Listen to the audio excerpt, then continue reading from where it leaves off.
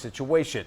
Two families prepare to lay their loved ones to rest this week. High school sophomores Ethan Sandell and Kyle Tennyson both killed after crashing into a tree early Saturday morning in Gatesville. Holly Stouffer sat down with Sandell's cousin, who tells us more about the 16-year-old taken too soon.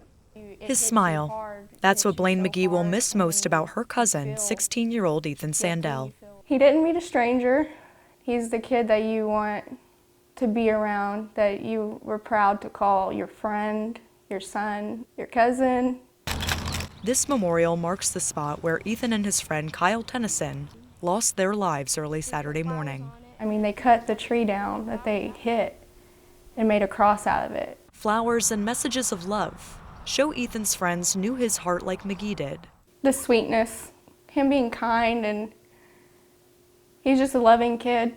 A loving kid who shared his happiness with others. You know, you can see him one time and then you can see him 2 years later down the road and he'll act like you've seen each other yesterday. He was just that person. Ethan leaves behind his parents, Dee and Brandon, and his older brother Christopher, seen here sitting beside the memorial, overcome with pain. It feels unfair. You feel angry. You feel all these different emotions and everything, and all you can do is cry. You can just cry and cry and cry until you feel like you can't cry no more, and then you cry again. McGee says her family is holding on to one another, inspired by Ethan's positive attitude to keep going. It's hard, but we got each other's back, and that's what's beautiful about our family.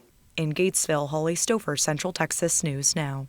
McGee says the saying Gatesville strong is an understatement, just judging by the outpouring of love and support they've received from their community. In just a few days, nearly $10,000 was raised to cover the cost of Sandell's funeral. The community is invited to attend services for Sandell.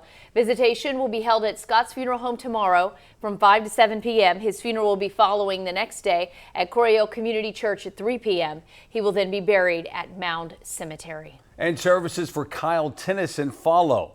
Visitation will also be at Scott's Funeral Home on Friday from 6 until 8 p.m. His funeral happens the next day at 10 a.m. inside Coryell Community Church. Tennyson will be buried at Walker Cemetery on Fort Hood.